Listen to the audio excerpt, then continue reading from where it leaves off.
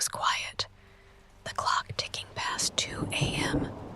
Raghav Sharma, a journalist working for a local newspaper, sat in his dimly lit apartment, his eyes fixed on the flickering screen of his laptop.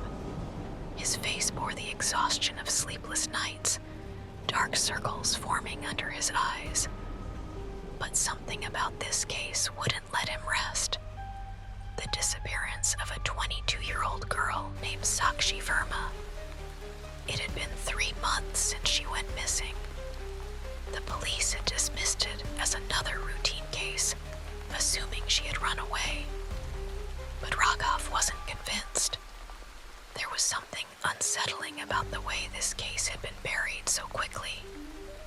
Determined to uncover the truth, he set out to meet her family the next morning.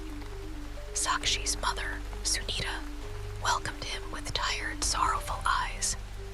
Her younger brother Aryan sat beside her, silent and withdrawn. As Raghav questioned them, Sunita repeated what she had told the police. Sakshi was a happy, normal girl. There was no reason for her to leave. She wasn't in a relationship. She had no known enemies, and she had never spoken of running away. As he listened, Raghav's eyes wandered to a locked room. Something about it pulled at him. "That's Sakshi's room," Sunita said, following his gaze. "May I see it?" With a hesitant nod, she unlocked the door. The room was untouched, frozen in time since the day Sakshi vanished. As Raghav scanned the space, something caught his eye, a diary on the study table. With Sunita's permission, he flipped through its pages. Most entries were normal, but the last page made his blood run cold. "I feel like someone is watching me. No one believes me, but I know it's true. Wherever I go, I feel its presence. It never leaves, and I'm terrified." Something about those words sent a chill down his spine. He discreetly slipped the diary into his bag, sensing that it held more than just teenage paranoia. The next day, Raghav met Sakshi's friends. One by one, they confirmed the same thing. Sakshi had been acting strange before she disappeared. Her best friend Anjali recalled how Sakshi had once confessed that she felt someone following her. Another friend, Rahul, mentioned the last time he saw her, sitting alone on a bench by the lake behind their college. That night, Raghav decided to visit the lake. The area was desolate, illuminated only by the moon's pale glow. The only sound was the distant chirping of crickets. As he approached the spot where Sakshi had last been seen, he swept the ground with his flashlight. Something glittered in the dirt. Bending down, he picked up a phone case, faded and dirty. It looked familiar. His fingers moved quickly over his phone, pulling up Sakshi's Instagram. Scrolling through her photos, he found it. A mirror selfie of Sakshi, holding the same phone with the same case. His heart pounded. The case had dried bloodstains near the camera slot. Had Sakshi been attacked here? His thoughts were interrupted by a sound, a whisper, faint but unmistakable. "Help me." Raghav spun around.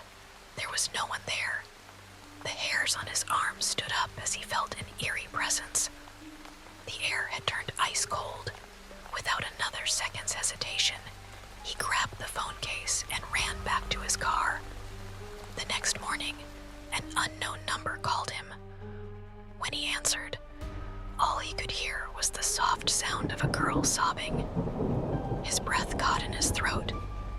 "Sakshi." The call disconnected. He called back, but the number was unavailable. Something was very, very wrong. With growing dread, he returned to Sakshi's home and searched her room more thoroughly. Under her mattress, he found a red cloth bundle. Inside, he discovered clumps of hair, fingernails, and a small paper smeared with blood. His stomach churned. Black magic. When he showed it to Sunita, she gasped.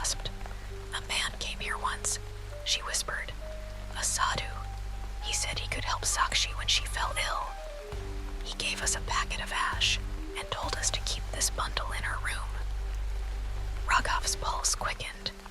Had Sakshi been cursed? He took Sunita to a well-known priest who examined the bundle and frowned. "This is Vashikaran," he said gravely. "A ritual used to control someone's will.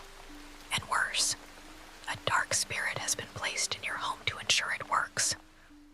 Sunita broke down in tears. Raghav clenched his fists. He wasn't a believer in the paranormal, but too many things had happened for him to dismiss it now. The priest instructed them to perform a ritual at a specific crossroads in the village. That night, they followed his instructions, placing Sakshi's personal items on the ground as an offering. Moments later, their front door rattled violently. Raghav and Sunita froze. Outside, something scratched at the wood. A low, guttural growl echoed through the walls. Then silence. Cautiously, Raghav opened the door. Lying at their feet was the